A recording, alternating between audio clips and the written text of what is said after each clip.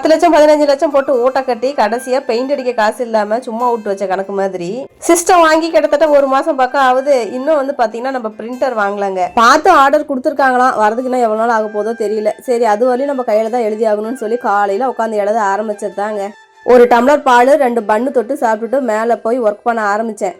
காலையில 9 மணிக்கு இந்த வேலையை ஸ்டார்ட் பண்ணேன். ஆனா கிட்டத்தட்ட இது முடிக்கிறதுக்கு நைட்டு வந்து ஒரு 8 மணி போல ஆயிடுச்சு. கையிலே கொரியர்லாம் நம்ம எழுதி வச்சுட்டு அதுக்கப்புறம் வந்து பார்த்தீங்கன்னா ஷாம்பு வந்து சிகைக்காய் ஷாம்பு ரெடி பண்ணி பாட்டில்லாம் ஊற்றி வச்சுட்டு அப்புறம் ஹேர் பேக் ரெடி பண்ணி அதெல்லாம் பாக்கெட் பிடிக்கிறதுக்கே ரொம்ப நேரம் ஆயிடுச்சு. இதெல்லாம் நான் தனியாக பண்ணல, குட்டிமா என்னுடைய கணவர் எல்லாம் சேர்ந்து தான் நாங்கள் செஞ்சோம். ஆனால் இது வந்து என்னுடைய சந்தோஷம். என்னுடைய சந்தோஷத்துக்காக என்னுடைய குழந்தைங்களும் என்னுடைய கணவரும் சேர்ந்து எனக்கு ஹெல்ப் பண்ணுறாங்க. என்னுடைய கணவர் சம்பாதிச்சிட்டு வந்து காசு கொடுத்தா இது என்னுடைய காசு இல்லை, அது உன்னுடைய காசு தான் அப்படின்னு சொல்லுவேன்.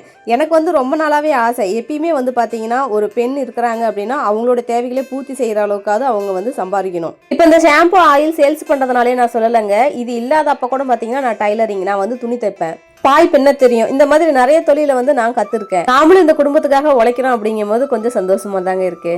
இந்த வேலையெல்லாம் முடிச்சுட்டு கீழே இறங்கி வரதுக்கே மணி 8 மணி போல் ஆயிடுச்சு. அதுக்கப்புறம் ரொம்ப டயர்டாக இருந்துச்சு. சரின்ட்டு ஃப்ரெஷ்அப் ஆகிட்டு அதுக்கப்புறம் குழந்தைங்களுக்குன்னு சமைக்க ஆரம்பிச்சிட்டேன்.